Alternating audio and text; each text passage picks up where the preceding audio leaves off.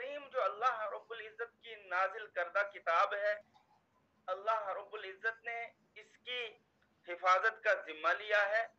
اللہ رب العزت نے اس کو حبیب صلی اللہ علیہ وسلم پر نازل کیا ہے، اور ہدی للمؤمنین ہی نہیں بیان فرمایا، اور اسی طریقے سے صرف رحمت للمؤمنین ہی نہیں بیان فرمایا،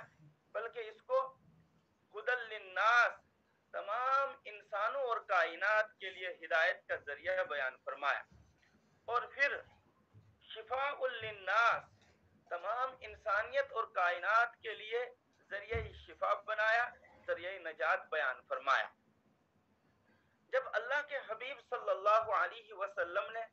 قرآن کریم کی دعوت کو عام کرنا شروع کر دیا،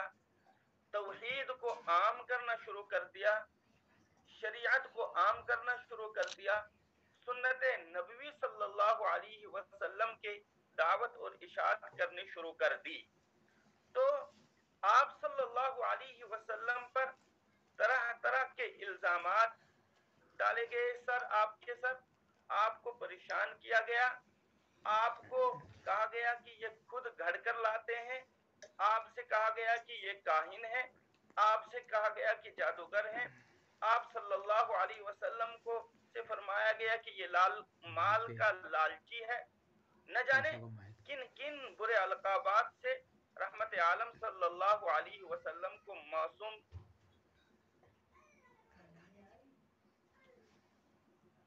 آیا، اور واضح کہ تم جو محمد عربی صلی اللہ علیہ وسلم پر الزام لگاتے ہو کہ یہ خود گھڑتا ہے،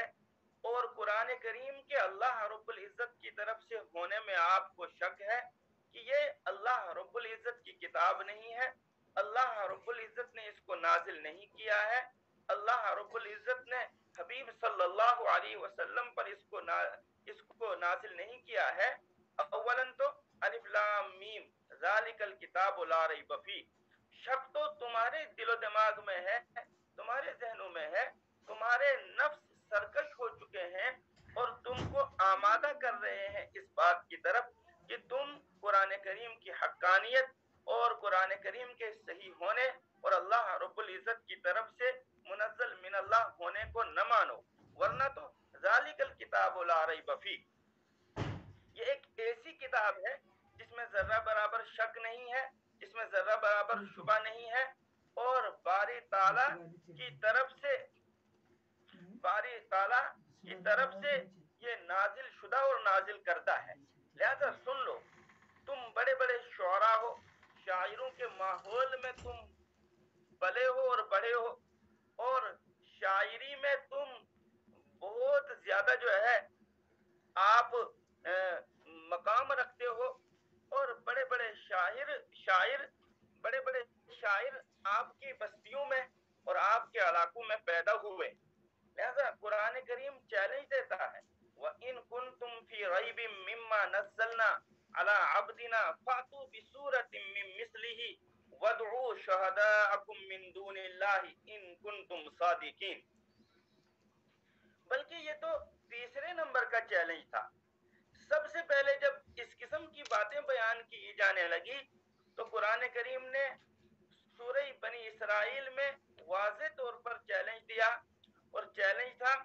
قُلْ إِنِ اجْتَمَعَتِ الْإِنسُ وَالْجِنُّ عَلَىٰ أَن يَأْتُوا بِمِثْلِ هَٰذَا الْقُرْآنِ، کہہ دیجئے حبیب صلی اللہ علیہ وسلم، لَإِنِ اجْتَمَعَتِ الْجِنُّ وَالْإِنسُ، بخدا اگر تمام جنات جمع ہو جائیں، تمام انسان جمع ہو جائیں اس بات پر کہ وہ قرآن کریم جیسی کوئی کتاب لے آئیں، لا یأتون بمثلہ، بخدا نہیں لا سکتے ہیں وہ قرآن کریم جیسی کوئی کتاب،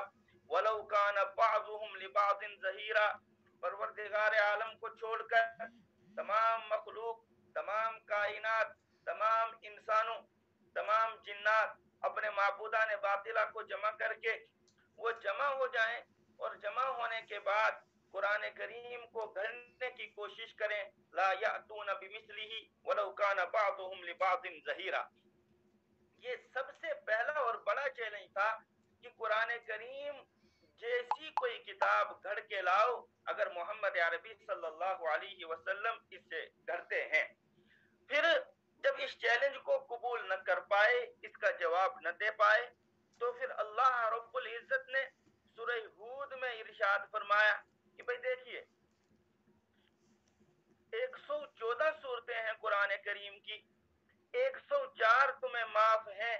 لہذا آپ ایسا کیجئے کہ اب صرف 10 صورتیں قرآن کریم جیسی گھڑ لیں اور وہ پیش کریں مجمع میں, امت میں, کائنات میں. یہ لوگ شاعر ہیں, شاعروں کے ساتھ رہے ہیں اور شاعری ان کی گٹی میں بری ہوئی ہے, لہذا یہ خود جانچ اور پرکھ کر فیصلہ کر لیں گے کہ کیا یہ انسانوں کا کلام ہے یا پھر یہ اللہ رب العزت کی طرف سے نازل کردہ قرآن ہے. چنانچہ ایسا ہی ہوا, قرآن کریم کی آیت نازل ہوئی, ام یقولون افترا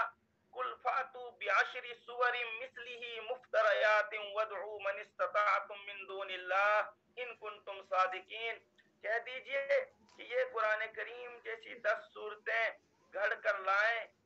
مفتریات قرآن کریم جیسی 10 صورتیں گھڑ کر لائیں, وادعوا من استطعتم من دون اللہ ان کنتم صادقین.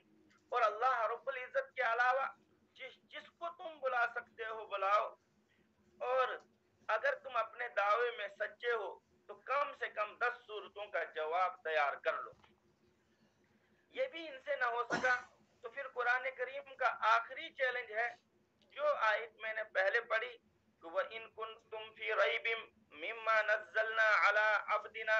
فَأْتُوا بِسُورَةٍ مِّن مِّثْلِهِ وَادْعُوا شُهَدَاءَكُم مِّن دُونِ اللَّهِ إِن كُنتُمْ صَادِقِينَ. اور اگر تم کو کتاب اللہ کے اللہ کی طرف سے نازل شدہ ہونے میں شک ہے کہ اللہ رب العزت کی طرف سے نازل کردہ نہیں ہے, وَإِن كُنتُمْ فِي رَيْبٍ مِّمَّا نَزَّلْنَا عَلَىٰ عَبْدِنَا فَأْتُوا بِسُورَةٍ مِّن مِّثْلِهِ, تو تم لاؤ اس کی طرح, اس کی مانند ایک سورت, فَأْتُوا بِسُورَةٍ مِّن مِّثْلِهِ وَادْعُوا مَنِ اسْتَطَعْتُم مِّن دُونِ اللَّهِ, اور تم بلاؤ اللہ رب العزت کے علاوہ جتنے بھی آپ کے دوست ہیں, جتنے بھی شاعر ہیں, انسان ہیں, جنات ہیں, کائنات ہیں, ان کنتم صادقین, اگر تم سچے ہو. فَإِن لَّمْ تَفْعَلُوا وَلَن تَفْعَلُوا, اگر تم نہ کر سکو اور ہرگز تم نہیں کرو گے, فَإِن لَّمْ تَفْعَلُوا وَلَن تَفْعَلُوا فَاتَّقُوا النَّارَ الَّتِي وَقُودُهَا النَّاسُ, تم اس آگ سے بچو جس کا ایندھن لوگ ہوں گے, جس کا ایندھن وہ معبودان باطلہ ہوں گے جن غیر عاقلوں کو تم نے گھڑ کر رکھا ہے, وہ جہنم کا ایندھن بنیں گے. ساتھیو, روز اول سے قرآن کریم کی مخالفت کی گئی, روز اول سے اسلام کو دبانے کی کوشش کی گئی, روز اول سے رحمت عالم صلی اللہ علیہ وسلم کو پریشان کرنے کی کوشش کی گئی, آپ کی لائی ہوئی شریعت کو مٹانے کی کوشش کی گئی. لیکن دور اول میں بھی تمام کے تمام معاندین اور سرکش ناکام ہوئے. اس موقع کی مناسبت سے مجھے ایک واقعہ یاد آیا. 17ویں پارے کی تفسیر میں امام ابن کثیر رحمہ اللہ نے شروع کی آیتوں میں ایک واقعہ نقل کیا ہے. ایک شخص تھے طفیل بن عمرو دوسی,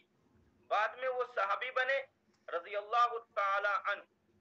وہ اپنی بستی سے نکلے, اپنے علاقے سے نکلے, مقصد تھا ان کا کہ وہ اپنے طریقے کے مطابق عمرہ کریں گے, لیکن اسلام کا ابتدائی دور تھا. چنانچہ مشرکین مکہ نے جگہ جگہ پہرے دار بٹھائے ہوئے تھے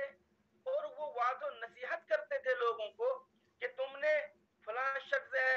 وہ پاگل ہے, فلاں شخص ہے وہ مجنون ہے, وہ دیوانہ ہے, وہ دماغ سے بیکار ہے, وہ لوگوں کو اپنے آبا و اجداد کے دین سے دور کر رہا ہے, لہذا آپ ایسا کیجئے کہ آپ ان کے قریب نہ جانا. چنانچہ اپنی ریت کے مطابق, اپنی عادت کے مطابق انہوں نے آج بھی کچھ لوگ بٹھا رکھے تھے جو محمد عربی صلی اللہ علیہ وسلم کے قریب آنے سے, باہر سے آنے والے لوگوں کو روکیں. चुनाचे ये हजरत तुफैल बिन अम्र दोसी रहीमहुल्लाह आ रहे हैं मक्का की तरफ। मक्का के बाहर के चौकों में इन्होंने अपने कारिंदे बिठा रखे थे। उन्होंने अपनी आदत के मुताबिक हजरत तुफैल रजी अल्लाह ताला अन्हु को भी बताया कि सुनो आप जा रहे हैं उम्रा करने, लिहाजा ऐसा कर लेना, वहां एक आदमी है वो नई नई बातें बताता है, लोगों को अपने आबा व अजदाद के दीन से दूर करता है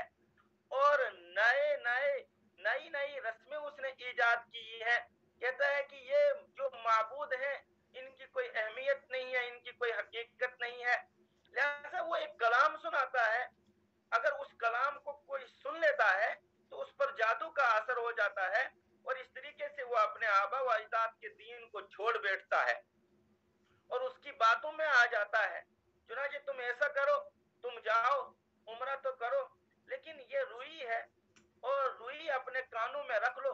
ताकि उसकी आवाज ना आए और उसको देखना भी नहीं, उसके करीब भी नहीं जाना। ये तुफैल बिन अम्र दोसी रजी अल्लाह ताला अन्हु बयान करते हैं, मैंने इनकी बात तो सुनी और उनके मशवरे के मुताबिक दूर एक जगह बैठ गया। अपने उम्रा का तवाफ करने के बाद, उम्रा अदा करने के बाद, जो जमाना जाहिलियत का तरीका था उम्रा करने का वो मैंने किया और दूर बैठ गया एक तरफ। दूर से मैं देख रहा हूं